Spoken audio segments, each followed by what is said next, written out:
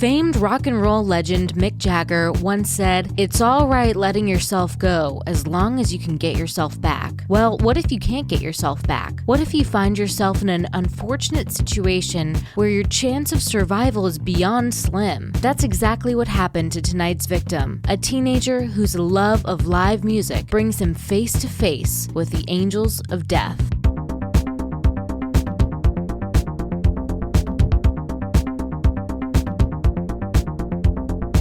Hello, everyone, and welcome to Talk Murder to Me. We are on the YouTubes. This story right here is a little more visual. You can follow along with us at talkmurder.com, and it'll be right there on the front page. But it'd be best if you guys were on YouTube, because this is a story with a lot of video in it. A lot of cool video. Cool. So we are on YouTube right now. And so just type in Talk Murder to Me, and you can see this video. Be sure to subscribe to us, and I don't know, I don't have any other news, so let's just get started, shall we? Yeah, happy recording day, guys. Sunday. Yeah. Well, should we just go ahead and kick it off with our surprise shot? Why not? Surprise shots, surprise shots. We don't know what they are because they're a surprise. Cheers, friends. I'm afraid of clear liquor. I know you don't like it. I know, we're the opposite when it comes to this, but cheers. Cheers. What is it? No guess? No. My liver has stopped caring. It's like, fuck it, dude. You don't care, I don't care. Don't get mad when I shut down. I'm pretty sure, like, mine will be the first one to shut down. Don't worry, John. You'll be, like, 85 and still have a good liver, and I'll be 60 and not. Actually, I'll probably need a liver transplant by the time I'm 35, but that's fine. by the time we get there, Modern science will be so far in advance. yeah, because you can grow organs on the back of a mouse. So What? yeah. I don't think I want to put that in my body. Nope.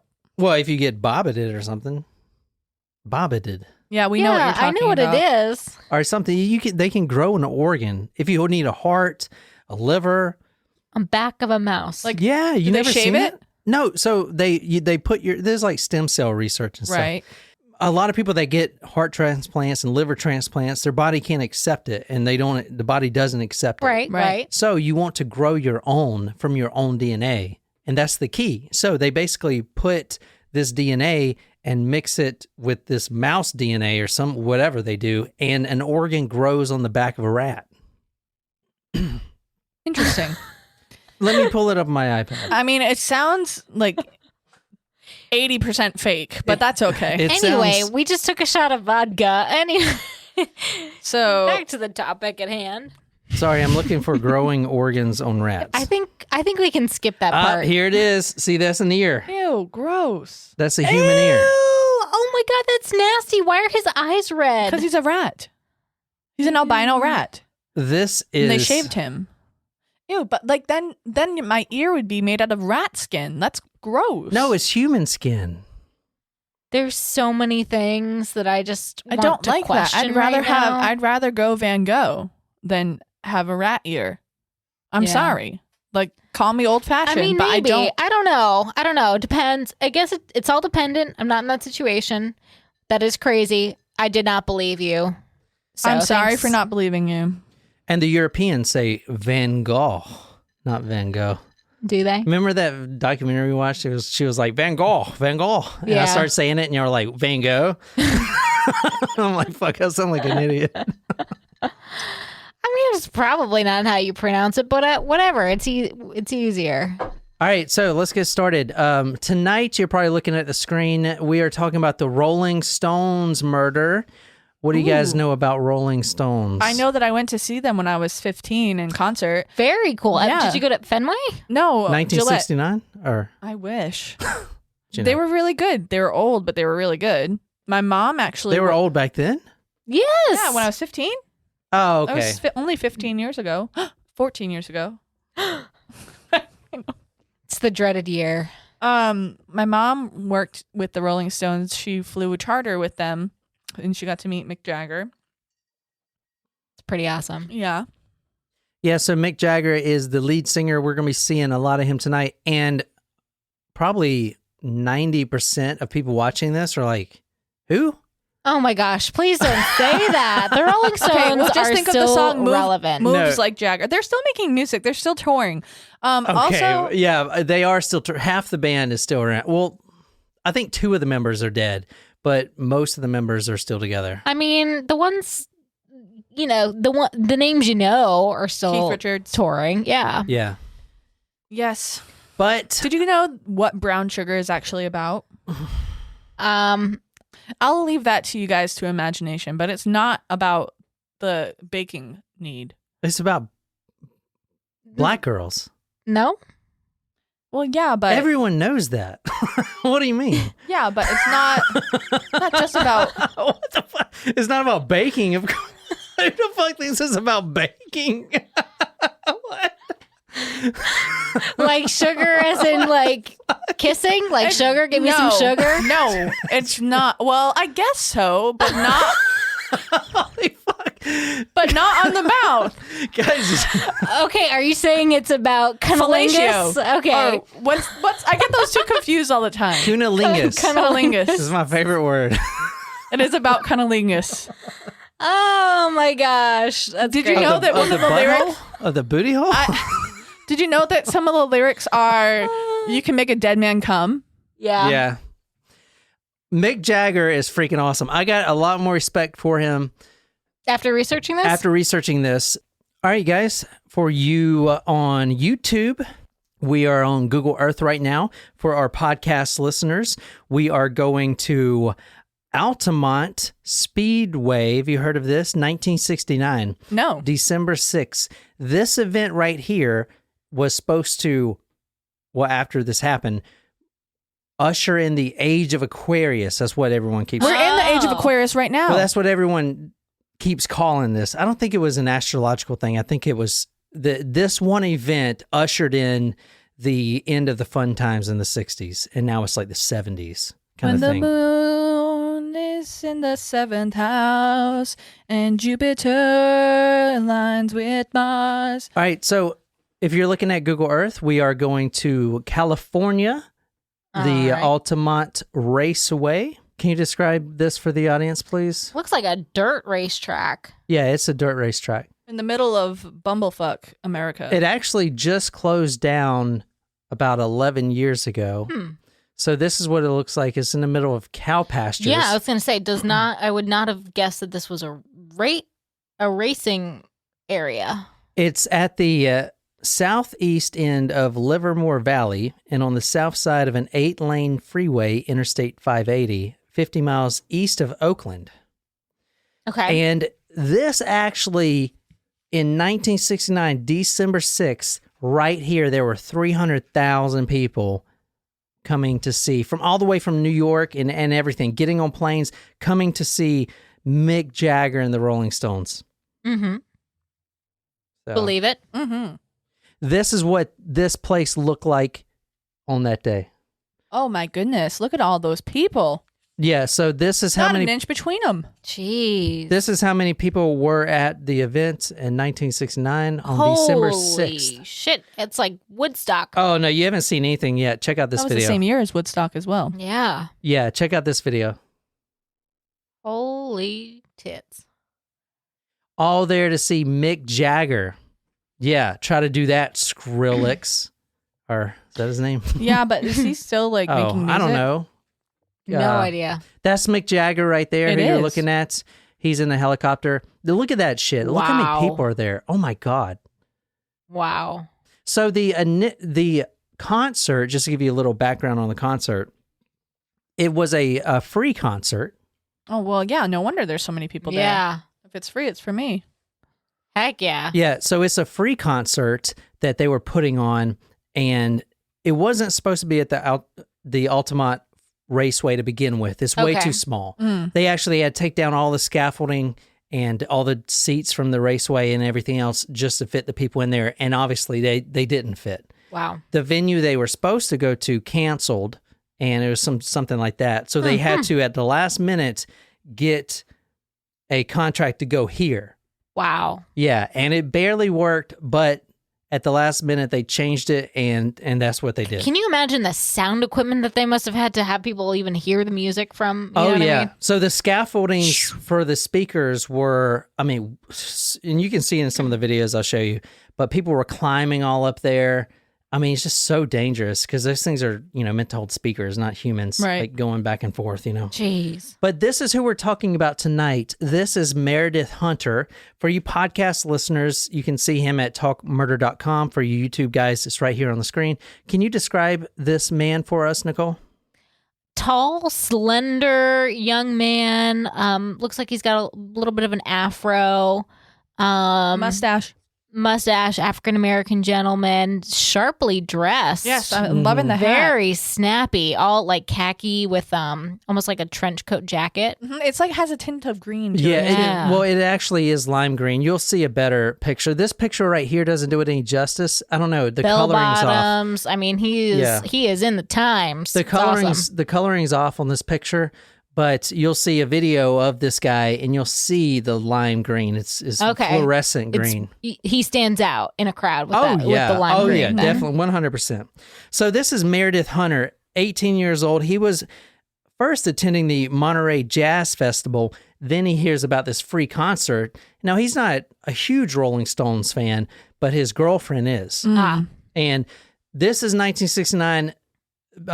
This is a day of, or the years of oppression with civil black rights and movement. civil rights, black and white.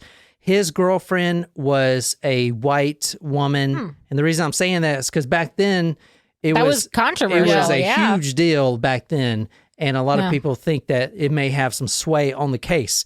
But he is 6'2". He tells his girlfriend, and you'll see a video of her later. Her name is Patty Bredehoft, Bredehoft,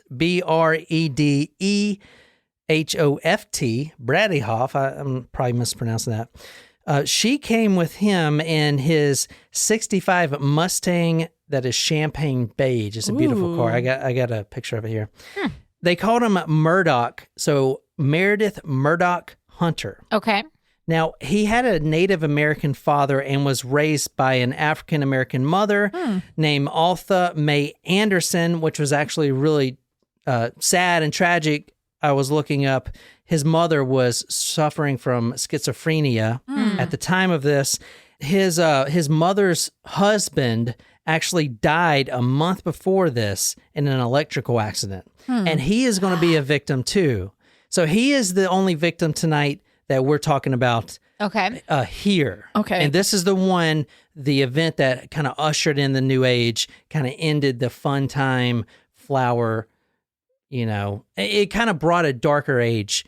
And this is the story that did that. Interesting. Does that make sense? Yeah. Now, was his mother's husband, was he the Native American man, or was his birth father Native American? His birth father was. Oh, okay. Not that it matters. I was just curious. Well, there's not a ton of information on him and his family that I could find, at least. So I don't know. So moving on. All right. So I'm pulling this story tonight from two main sources, and I want to give both proper credit now because I'm going to be using them both extensively. Number one, a documentary produced in 1970 about this free concert because it was so eventful. And there was I have it in my notes later, but I believe California made 4 different propositions based on this one event. Wow. Whoa. Yeah. All kinds of stuff. That's how important this was. So the documentary was produced in some of it because of the murder. No, all of it because of the murder. Yeah, all of it. Okay. So there's a lot of things that happened. Okay. Yeah, exactly. Right. And you'll see why this wasn't a good idea to have this concert here. And that's what I want to show you. That documentary is called Gimme Shelter, which... Oh, I heard about that documentary. And the other article that I'm using, or the other source, is from rollingstone.com, or Rolling Stone newspaper. And this is, the title is Remembering Meredith Hunter, the fan killed at Altamont. I'm going to be using that quite often. Nicole's going to be reading a lot from that. Okay. One specific article, they did a long read, very detailed And I mean, who else are you going to pull the story of the source from? You know, Rolling Stones, this is the only place you need to go for a story like this. Yeah. You know what I'm saying? So that's the only one I used. They did a very, very thorough read. So we're going to be using that. And that came out July 9th, 2018. So Nicole, can you start us off by reading from this article? Meredith was 6'2", with his father's naturally straight hair. He would use Tide detergent and vinegar to reverse engineer his hair into a natural do, fluffing it out to a small afro. He wore big-brimmed hats and colorful jackets, sometimes with matching nail polish on his fingers, and there was a certain swagger to his walk, as if he were more comfortable in his skin than all the other teenage boys and girls still adjusting to their adult bodies. Good for him. He had his own personal style, it sounds like. Yeah. Yeah. All right, let's talk about the Rolling Stones, the band itself, because a lot of listeners probably don't even really know anything about it. They've got to know who the Rolling Stones are. I mean, they've heard of them, but I doubt it. I mean, you know. I do love the Rolling Stones. And then some of our older listeners are like, oh, this story's going to take me back. Start me up.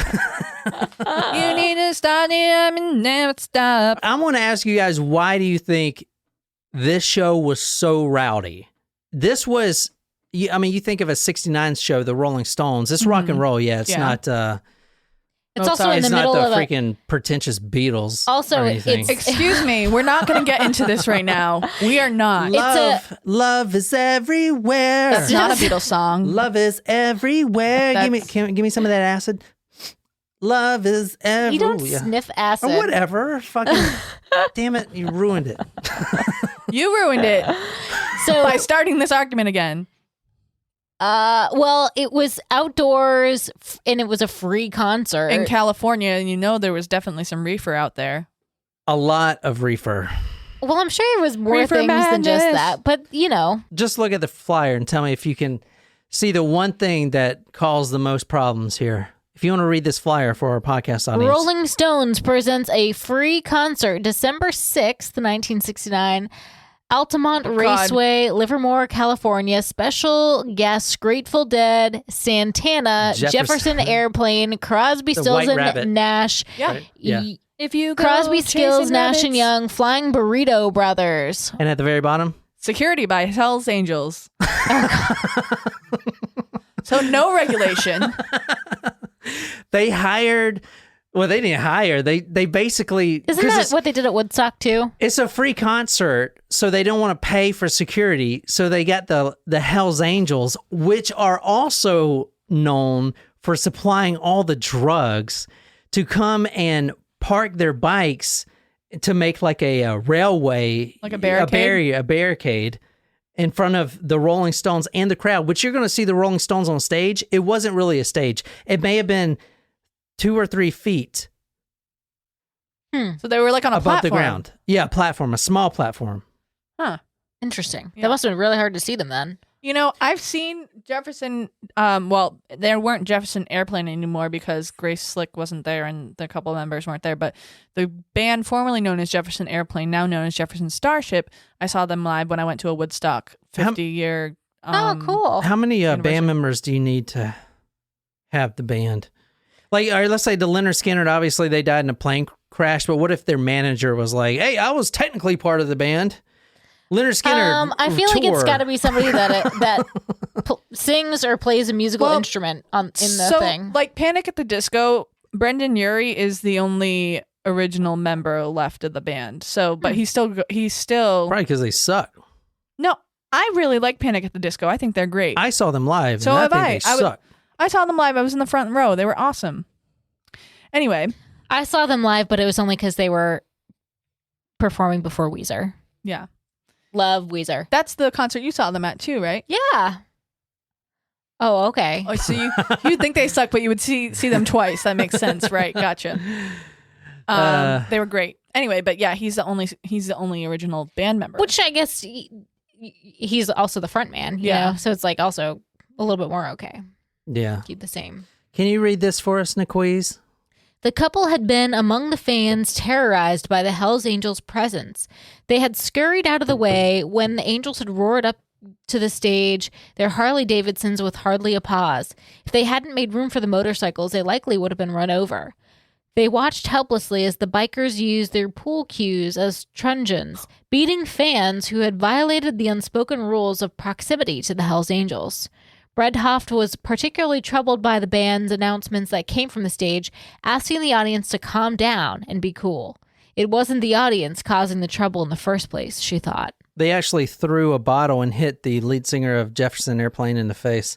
Grace Slick? Yeah, the female. Grace Slick. Yeah. And I was like, what the shit? This whole concert is supposed to be about uniting and love and stuff. And you bring the Hells Angels, a bunch of thugs that are dealing meth and all kinds of drugs and drain. You're about to see some stuff. All right, check this out. This is one of the videos from the documentary.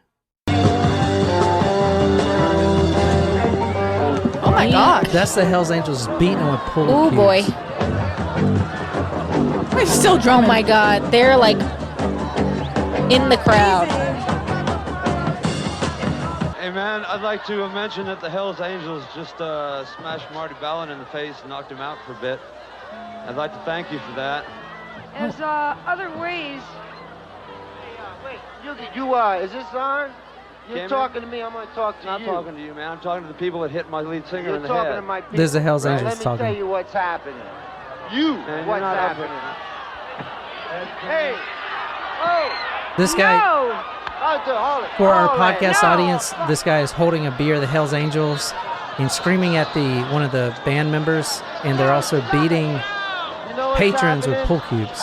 Pool cues. We're partying like you. Look at that. So you got a bunch of hippies trying to get along with a bunch of rowdy bikers. It's just not a Yikes. good. And this is in the middle of the day. The Stones ain't even got up there yet. So what do you think is going to be like when the Stones get up there? Everybody's going to be drunk, dehydrated. Drunk. I mean, the Hells Angels were drunk before they even got there. So they're going to be not only God. drunk, but on all kinds of, whatever. Man, I mean, I Thugs. don't know, man. They're thugs, dude. Like, if you're a biker, I'm sorry, man, but Well, it's either you Like, can be a dude. biker and not be. Yeah, you can bike and Yeah. and be respectful. yeah, and not be a fucking asshole. Like, Aren't holy the Hells shit. Angels the group that like have that like protect the children too? That's what I was thinking. Oh my god, Or yeah. like have use that as like a front or It's a something. front. I don't know. Yeah. Oh, we're so good. You protect the children.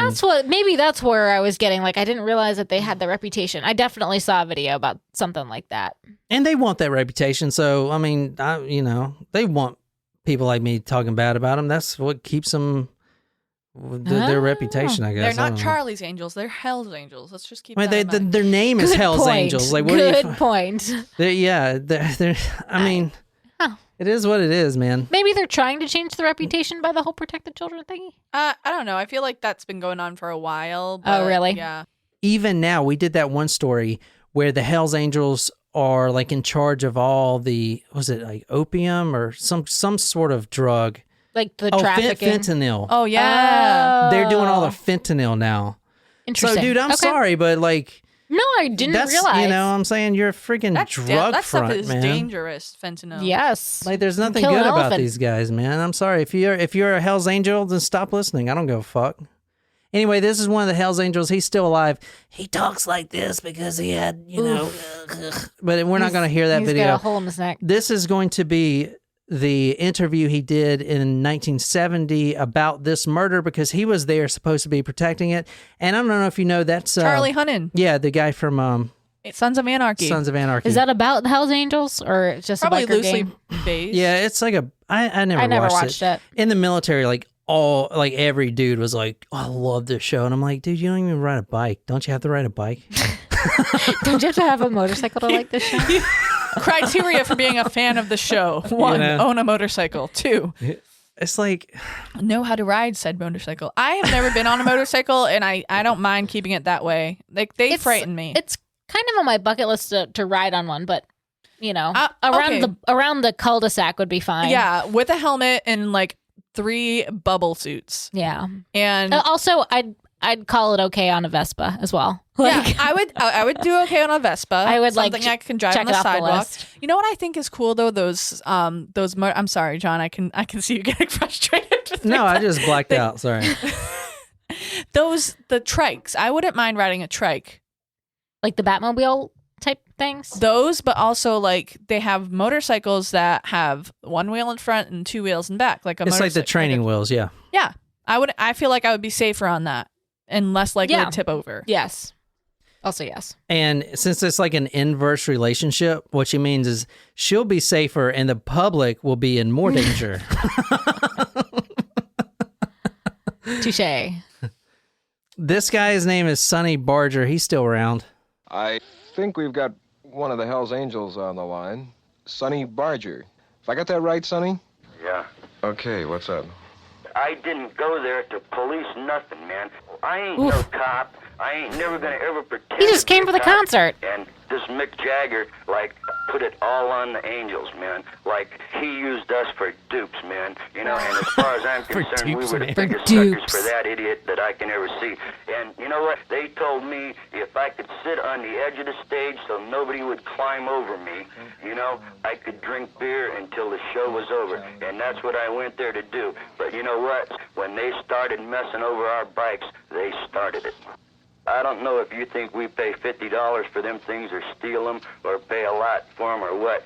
Ain't nobody going to kick my motorcycle. And they might think because they're in a crowd of 300,000 people that they can do it and get away with it. But when you're standing there looking at something that's your life and everything you got is invested in that thing and you love that thing better than you love anything in the world and you see a guy kick it, I think he know likes his who bike. is. You're going to get him. And I can you know kind of what? see where They this got story's got. going. I am not no peace creep by any sense of the word. And you can call them people flower children and this and that. Some of them people was loaded on some drugs that it's just too bad we wasn't loaded on because they come running off of the hill yelling, ah, you know, and jump on somebody and it wasn't even What the always fuck's he jumping on angels. But when they jumped on an angel, they got hurt. So, and the victim tonight was actually nowhere near the bikes, but Oh, okay. they believe that the rowdiness caused from people tripping over their bikes. And here's the problem. They use their bikes, their As a motorcycles, barricade. as a barricade. Which is dumb. And then wonder why people are trying to climb over them to see Mick Jagger do his freaking, His- you know, his oh, moves. like a hurricane, kind of shit. Well, I mean, think Those about aren't it. the words, but that's okay. I was going to say, what song is that? Satisfaction, but with John's lyrics. To make sure we don't get sued for Yeah. Copyright infringement. Yeah, so that's just my opinion. If you want to read this. Patty was hardly surprised when Meredith came back to the car to join her for a respite that afternoon. This concert was a bust, and she was ready to leave, Rolling Stones or no Rolling Stones. She was dumbfounded when Hunter went over to the Mustang, unlocked the trunk, and removed a long-barreled .22 Smith & Wesson revolver with a blue steel barrel. Bedroft watched him put the gun in the pocket of his jacket. "Why are you getting that?" she wondered, shocked. "Just to protect myself. They're getting really bad," he told her, referring to the Hells Angels. "They're pushing people off the stage and beating people up." So his girlfriend is Patty. I would have left at that point, too. Yeah. So he goes back to his Mustang with his girlfriend, and he pulls out a revolver. That's what the story is, but we don't know if there's a gun or not, right? Okay. Anyway, that's what the Hells Angels are saying. Apparently, the gun wasn't loaded, so we're going to talk about that in a little bit. But I just wouldn't have been having fun at that point. I would have just been like, can we listen to it in the, in the Listen car, to in the car down the street? Like, do you think we can hear it? no, they don't have it. They don't have like know what I Sirius mean? XM and No, stuff. no, not that. No, like, you just, you could hear it from like the outside. Yeah. Oh yeah, they could, yeah. I mean, it'd be. I wonder if they'd even be able. Like, how are you going to get your car out, And man? the What a problem- yeah. nightmare that parking Well, situation. the problem must have been. is, like I said, the stage was so low. low. I mean, you saw the Jefferson Airplane Yeah. lady. I mean, she was right there with the crowd. I mean, a few feet up, but nothing, That's man. terrible. Yeah, so to see, you have to be right up to the band, and that's why a lot of people were up there. And then They you have better to. bring their binoculars. It's just a bad situation, all in all. You have a rock and roll band. Everyone wants to see Mick Jagger. It's the end of 1969. You know, The very end. we literally just December, walked on yeah. the moon, and all this stuff. We accomplished all this stuff. Let's cap off the new year. You know, what I'm Go saying? into the new decade. And then the Hells Angels are drunk. It's just a bad situation, man. Anyway, here's the Hells Angels pulling up. Look at him drinking. He's Oh my drinking god, like he's a drinking like literally a jug handle. of whatever someone just handed him. It could be moonshine. It could be gas. I mean, who knows? But he's drinking it, and this is in the middle of the day, so they got a long way to go. I mean, Oh my god. I'm surprised like everyone didn't die at this event. Yeah, no kidding. You know? Can you read this? Brett Huff wanted to leave. Alamont was no fun at all, and she was getting scared. Hunter wanted to stay and encouraged her to return to where they had been standing. Come on, he gently told Brett Huff. Come with me. The Rolling Stones are finally getting ready to go on. The teenage lovers walked away from the Mustang and back toward the stage. It was now time for the headline act. Okay, so now the Hells Angels have been drunk all day. I'll put the documentary on talkmurder.com. You should definitely watch it, especially if you're a fan. There's a lot of people on drugs. It's funny. A lot of people are walking around butt naked. They don't even know where they are. They're like, whoa, colors. And everyone's just like, yeah, radical, brah, or whatever. The 60s. It's just crazy. It's good to watch, you know. Anyway, this is finally the Rolling Stones. They finally get up, and Mick Jagger does the best he can to calm down the crowd, as you're about to see now. What's going on? I just know that every time we get to a number, something happens. I don't know what's going on, who's doing what. It's just a scuffle. All I can ask you, San Francisco, is like the whole thing. Like, this could be the most beautiful evening we've had for this winter. You know, and we've really... Do you see? Yeah, there he is. Yeah, that's Meredith right now. Come on, let's So for you get it podcast together. listeners... I can't do any more than just ask you, to beg you, just to keep it together. You can do it. It's within your power. Everyone. How? Everyone. Hells Angels. Everybody. Let's just keep ourselves together. So he actually got everyone to sit down. You know, everyone was sitting down for a little bit. It's kind of you tell your dog to sit and then he gets right back up type of shit. I will listen to Mick Jagger, whatever you Yeah. say. But dude, I mean, he is such a boss on stage. Like he is reminds an me of the- entertainer. Yeah. Through That's and for sure. through. He reminds me of the guy from Queen. You know how Queen was just like, yeah. But if you want to read this is from the Rolling Stone. As the drums entered once more and Jagger repeatedly intoned the line, I pray that it's all right, another space ominously began to clear the audience below. The huge mass of people near the stage was now disintegrating, crumbling under the weight of the fear sweeping its ranks. The Hells Angels swooped into the crowd, a leather-clad phalanx wading into the morass, and the fans in their vicinity rapidly backpedaled, seeking daylight from whoever or whatever had sparked the Angels' ire. So this is them about this time, this video here, getting pissed. And for you podcast listeners, we're just showing the concert and the aggression that the Hells Angels are levying on the crowd. And you can see Meredith Hunter, the victim tonight, in his lime green suit. He and stands it's out very, right away exactly, because of that suit. because it's a fluorescent green. The photo that I'm putting on talkmurder.com of him, the first one you're going to see, that coloring. It looked khaki in the first picture that you but showed he us. is wearing a lime green suit, complete suit, and in the dark with minimal light, he stands out. So you can really see this, and it's important because you can see him get you can see murdered. the victim, yeah. And we're going to see him get murdered here in a second because it got on video because they were videoing the concert, and he gets murdered right there at the concert. So, oh boy. So this is the aggression of the Angels. There, everyone's getting more drunk. Mick Jagger's not getting anyone to sit down like he wants to, so it's getting worse. Here is a picture of Meredith Hunter right here. You can definitely see him in a crowd. He's actually looking at... He's also super tall compared to 6'2", everyone else. Like, he really just stands out with that lime green suit. He looks afraid in that picture. Well, honestly, I I'd think... be afraid. Yeah. I think he was just... Because he could have left, you know, and he was at the jazz festival. I think he just really loved the music. and he just wanted to be as close as possible to the band. That's what it seems like in the documentary. Angel jerked roughly on Hunter's ear and hair, chuckling all the while at his daring as he yanked from a speaker box and onto the ground alongside him. Hunter shook off the angel and held him by the arm and hand. Hunter pulled back and the angel punched him in the mouth.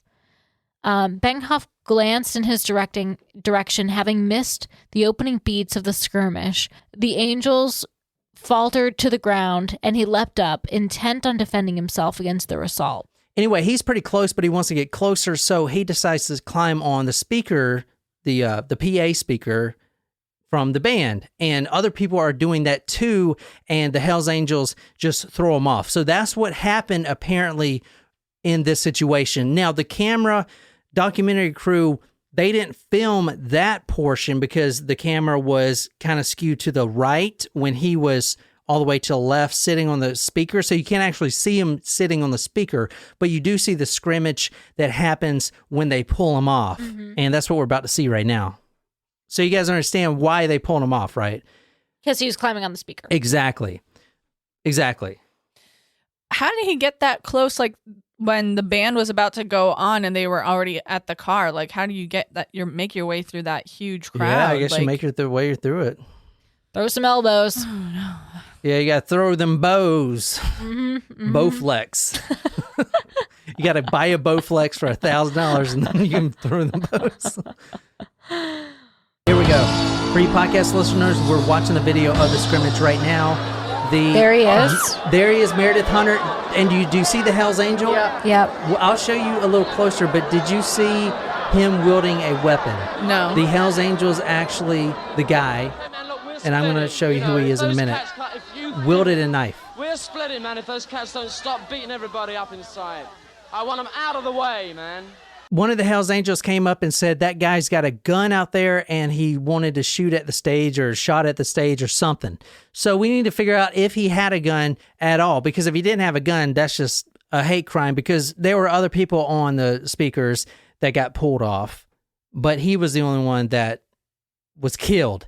Now, let's see if you can see the knife first. And we're saying the Hells Angel gentleman had the knife. Yeah, exactly. Okay. There was multiple Hells Angels involved, about, 6 or 7 or 8 probably, that kind of destroyed this guy. I mean, because this is what they did.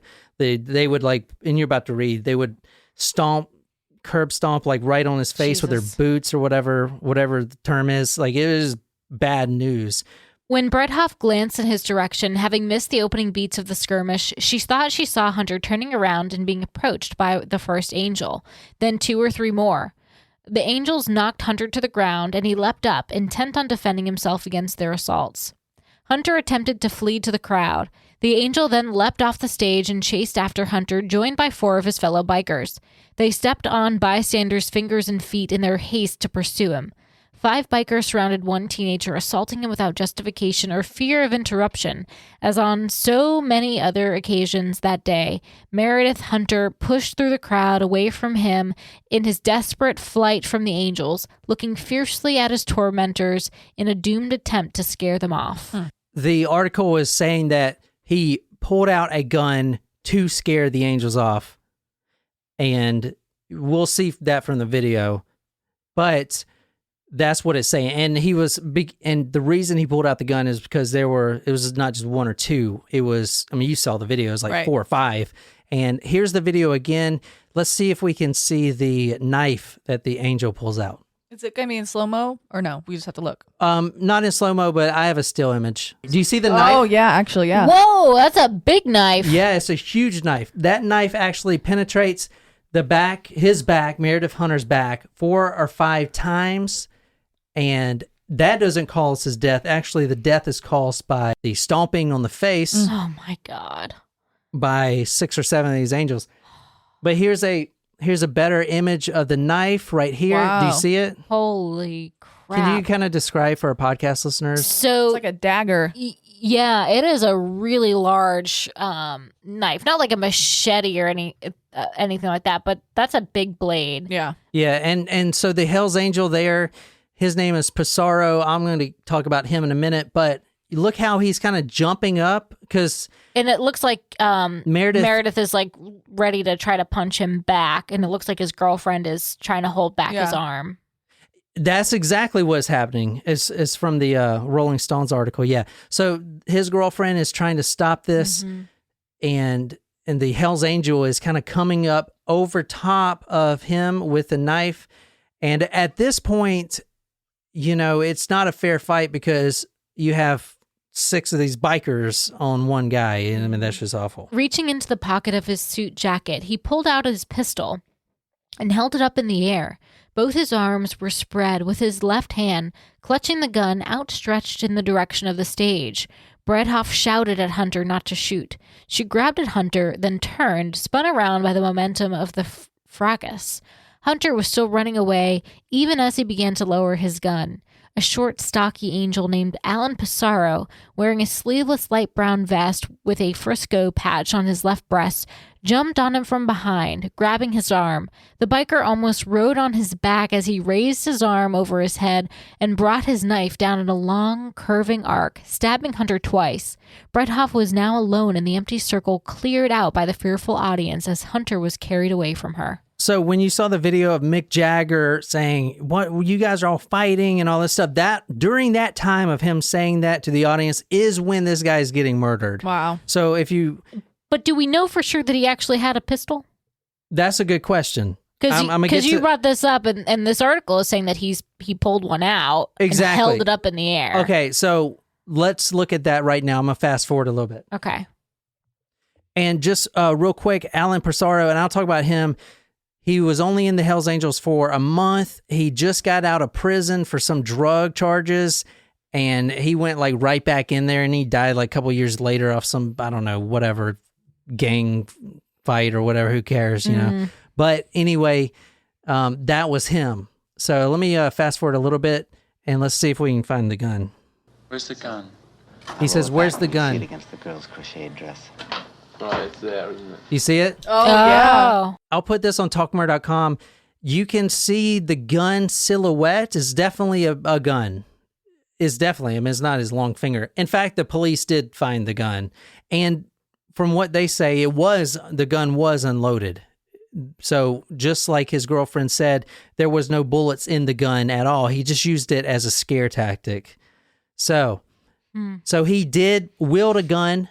Meredith Hunter was in front of them and under their feet, and something had enraged them. Something had sent the Hells Angels into a frenzied motion that would not be sated.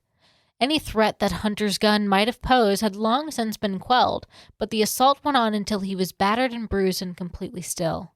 One of the angels grabbed a cardboard garbage can with a metal rim and proceeded to bash it against Hunter's skull.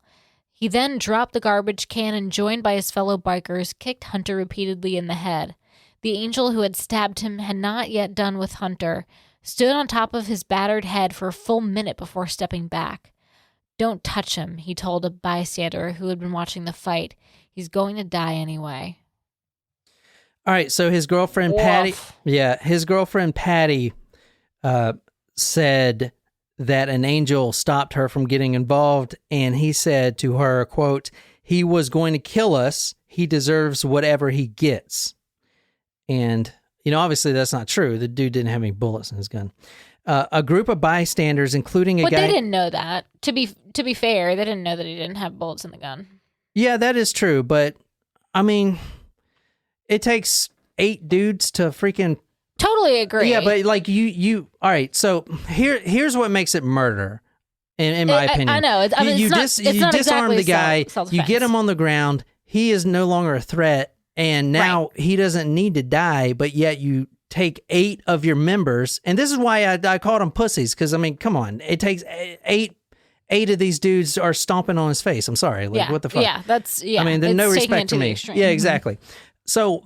You got 8 Hells Angels stomping on his face. That's murder, in my opinion. Yes. And not only murder, yes. I think it's a hate crime. And everyone else thinks of that too. Yeah. At first I didn't because I saw the gun, but then I started thinking about it and I was reading some more of the articles and I was like, you know what? I mean, this is just a little extreme. There's a difference though, because he didn't, I mean, obviously they didn't know that the Hells Angels in believe me, let me get to my point. But the Hells Angels didn't know that the gun was not loaded, but at the same time, once you get him down and disarmed, like the violence that they used was beyond excessive. So like, you can't even say, well, it was self-defense because he had a gun. Like, like, you know, it wasn't. And I think the other interesting point but that's what I'm is like who actually started it. I think they might have been saying that he pulled the gun out and was like aiming towards a stage. It does look like if you watch the video that it did kind of aim towards the stage, but I think that was more of just the motion of the. So like the scuffle, did the scuffle ensue first, and then he pulls his gun in protection, and then I don't think he was the first one to draw from the gun. The video, you know what I mean? It looks like he is trying to run away. Yeah. And Right. then he pulls the gun, and then more Hells Angels chase him. He didn't it doesn't look like he was drawing the first punch, if you will, by showing his gun. He was wielding his gun in self-defense to begin with. The knife was above his head, right? And right. Then, and then he you see gets the pushed knife. back, and then... Or then you see the gun, I mean. Yeah, then you see the gun. So. Right. So it's almost like he was wielding his gun in self-defense. Right. Well, let me paint. Which was let me try to done anything. Let me try to paint the Hells Angels in a better light, because I've been kind of rough on them. A group of bystanders, including a guy named Paul Cox, he sees the Hells Angels just booted this guy to death. His face is literally like a lasagna plate, probably. And Paul Cox, a good bystander, flips him over. He's breathing in his own blood, but he's still alive. He's just like gurgling. And he tried to carry him out, but a group of the Hells Angels stood in his path and said, no, he's not going. What? Yeah. Oh my God. They literally blocked his path so he would die before they could get him there. That's terrible. Yeah, so like they could have made the difference. They could have allow him to get medical care. Yeah, I mean they could have taken. Well, there was a helicopter, which eventually he got to, but it took a lot longer because the Hells Angels were like, no, you're not coming past here with him. I'm just saying, man, that's how it is. Anyway, this dude, Paul Pizarro, freaking life in prison, right? Death penalty, probably. Oh, God.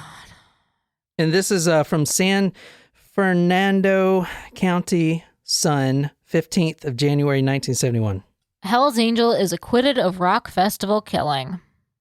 Yeah, so that's him right there. He was acquitted of the murder in 1979, even though they actually show him on video, killing the guy. How is that possible? Well, how did they possibly acquit him? The family didn't get any justice. They were going on that it was self-defense or kind of a thing. Yeah. I mean, that's awful. Whatever. There was a cold case actually opened until 2005. They thought there was another stabber in the crowd, and that was closed in 2005, which was, pretty 15 years ago. He actually got free, acquitted of all charges, but then he was sent to prison for the rest of his life for the RICO charges. If you guys watch any mafia documentaries, you know about the RICO, where the feds were bugging the mob bosses with the wiretaps and stuff. That was the RICO thing. Yeah, and which is funny because going back to the Hells Angels biker that we saw, the interview. Yep. You remember the first thing he said was, I ain't no cop. Yeah. I ain't pretending to be a cop. That's the first thing I noticed. Is like, okay, dude, you're not a cop. Like, it's cool. Huh.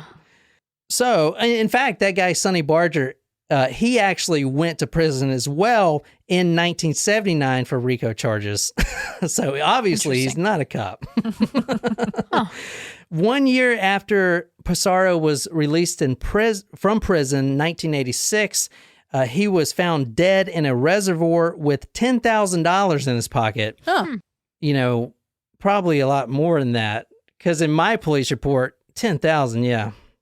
And I got like 30,000 stuffed in my... Reasons why John would never be a cop. Oh, I'd be crooked as shit. At least he's honest. This is his grave right here. Oh. There is actually a documentary of a grave guy. What do you call him? A grave keeper? Like an undertaker type? No, not an undertaker. The ones that... Groundskeeper? Yeah, but they have a certain name for him. It's not groundskeeper, something else. Caretaker? It's another, I can't remember the name. But he made a documentary for this guy, and I can link that as well. It talks about the event and kind of trying to bring some light on this event because it's a very tragic event, and I do believe it was a hate crime. I mean, I think a lot of people agree with that. Yeah. And it was those times back then. That is the time, though. So, I mean, honestly, being an African-American at that concert, you're taking a risk anyway, and that's how it was. Unfortunately, you know, and I don't think it would have even been an issue if he wasn't black. I'm just saying. Could be. But yeah, go ahead. Couple questions. When that scuffle did ensue, what happened after the concert? Like, did that end the concert? Oh, no. Mick Jagger kept playing because he didn't know. They didn't know that somebody died. They didn't know until this documentary when they were. So this documentary, the one that you're watching now, they were. I mean, the documentary is of them making the documentary. You know that, right? You see that, right? Yeah. In the thing. So he learns right there, them making the documentary that, Somebody died. Somebody died, yeah. Oh, shoot. No, I shouldn't say that.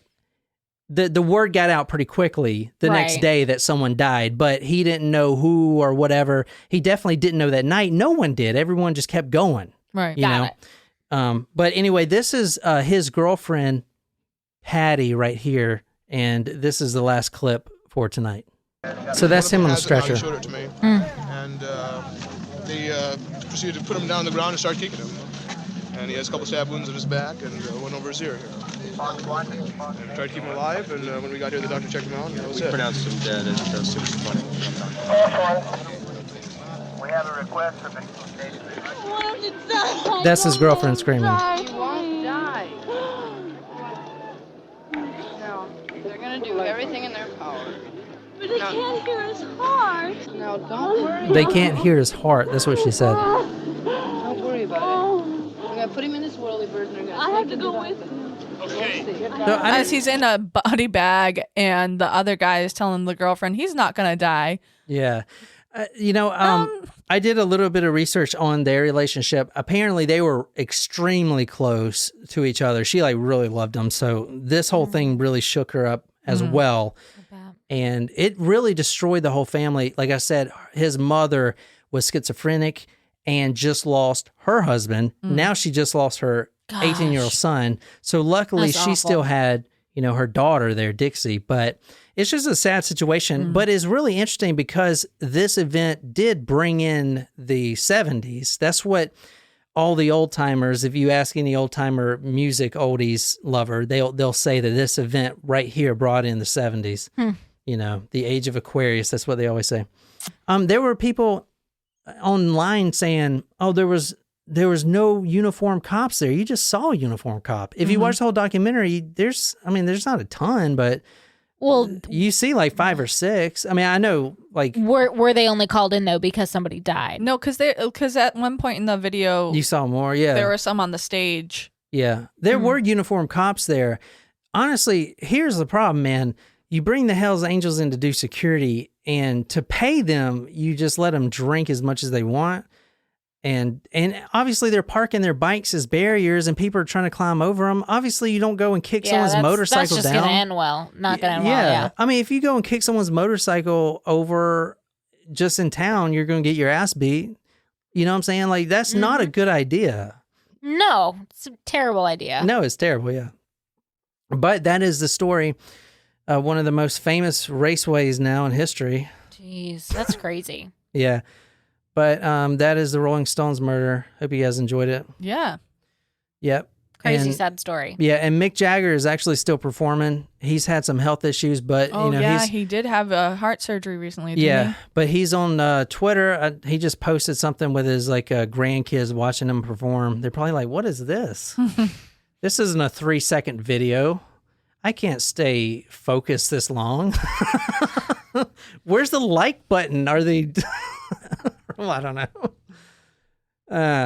That's stupid. Anyway, my name's John here with Jen, Nicole. I hope you guys like that. Go to talkmurder.com. But that is Talk Murder Me, and that's the Mick Jagger story. So, sweet. Thanks, John. Yeah, you're welcome. So until next time, good night, you lovely, lovely people.